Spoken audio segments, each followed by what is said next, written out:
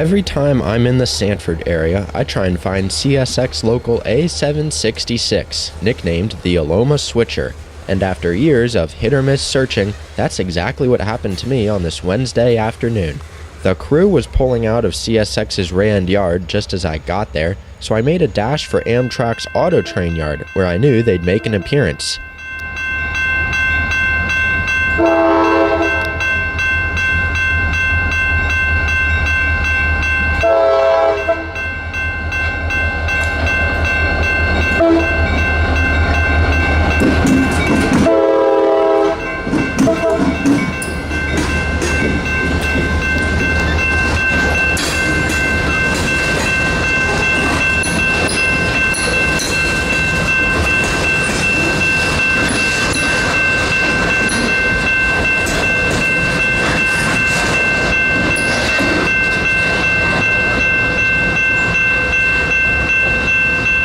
Evidently 2 miles south of Sanford, I pulled off down a neat little gravel road to set up for 766.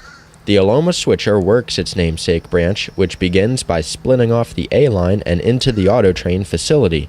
The line then travels east to Pebble Junction, at which point it makes a sharp turn to the south. From there, the line meanders through downtown Sanford until it reaches the Sanford International Airport and 2 of the 6 customers on the branch. South of the airport, the tracks wander through the Spring Hammock Preserve and arrive at Sunnyland, a fertilizer company that receives covered hoppers. Sunnyland can only be served from the north, which means that the crew must run around their train on the pass track at the end of the line, right next to Premix. A couple hundred feet south of Premix, the line dead ends in an auto salvage yard, at which point it turns into a bike trail.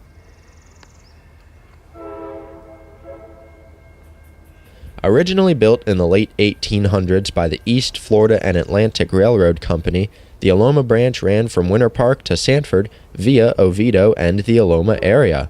Today's Aloma branch comes nowhere near Aloma, but that only adds to the allure of this rogue local. Trains are so few and far between on the branch that most crossings aren't protected by gates, meaning the conductor must flag each one. These stop-and-go operations only add time, making the 5-mile-an-hour journey even longer.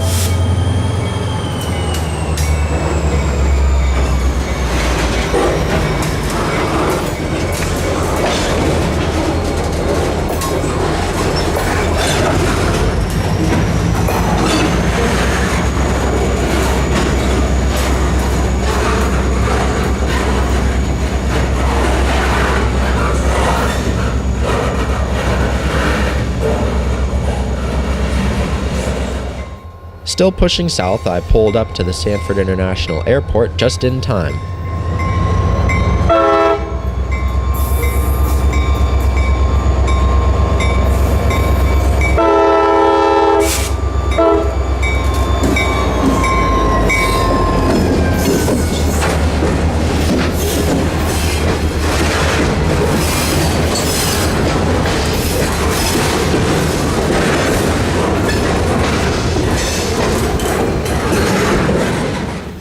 A couple thousand feet down the track sits the entrance to 84 Lumber, first up on the crew's to-do list.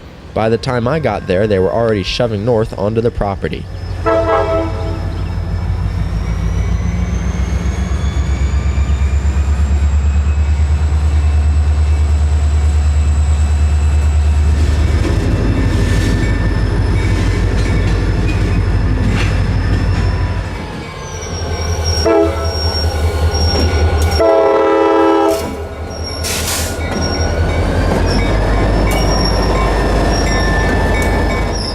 couple minutes later, and the outbound boxcar was pulled onto the main and shoved back north of the switch.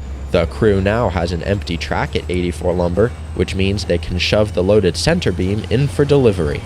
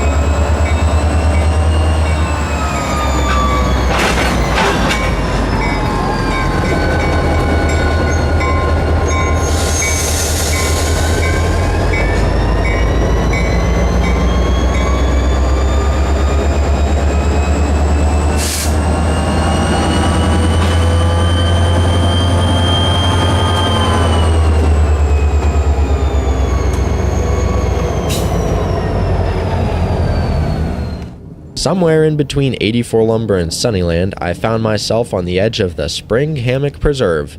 This was probably the most peaceful place I've ever waited for a train. In the 15 minutes I stood here, I saw only 2 cars and heard nothing but the wind through the trees. Truly Florida at its finest. Adding to the appeal was A766, wobbling south towards the end of the line.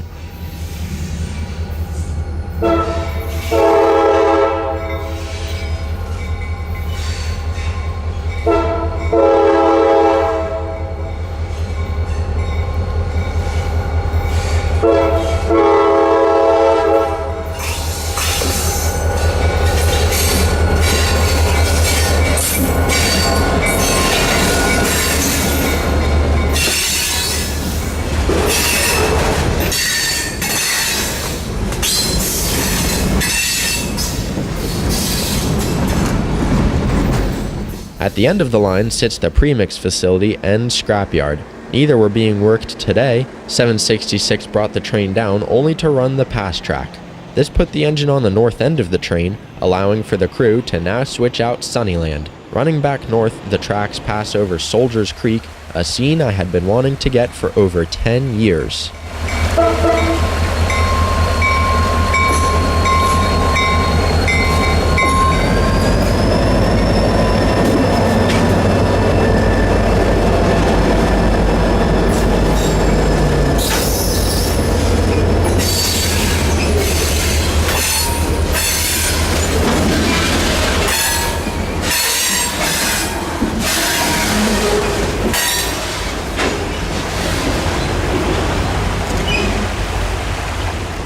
A couple months later, and I happened upon the Aloma local again, moving south towards the end of the line with a relatively eclectic train.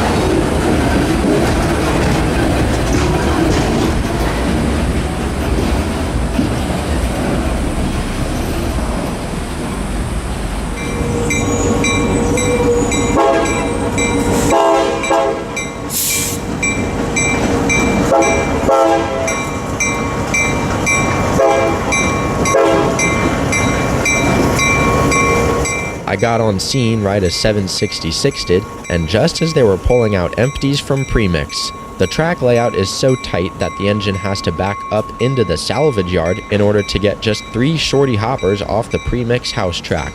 Once the switch has been lined back for the main, 2762 shoves forward with its new consist.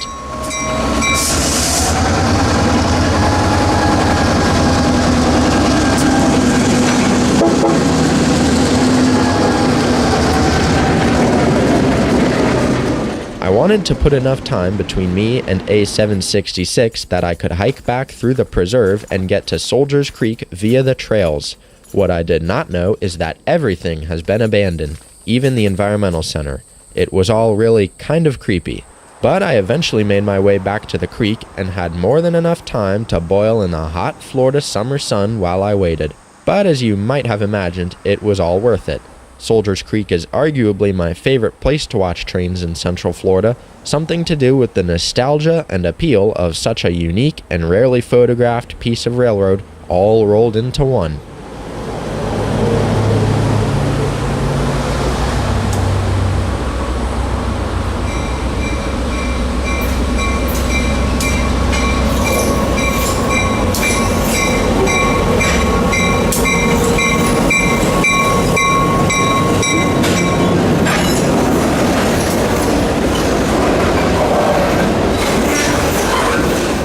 There's no telling how long this bridge has been around for, but its fluctuations demonstrate why such a slow speed limit is imposed. Thanks for railfanning with me today, and don't forget to subscribe if you liked this video.